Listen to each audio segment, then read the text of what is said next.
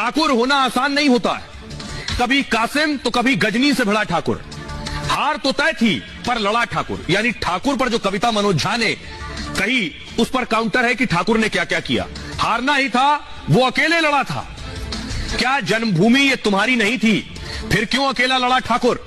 बीवी सती हुई, बच्चे अनाथ, हिंदू तो बचा पर भरी जवानी में मरा ठाकुर। सदियों से रक्त दे माटी को सींचा, जन्मभूमि और धर्म की वेदी पर मिटा ठाकुर। जिनके लिए सब कुछ खोया, क्यों उनकी हो नजरों में बुरा, उनकी नजरों में बुरा।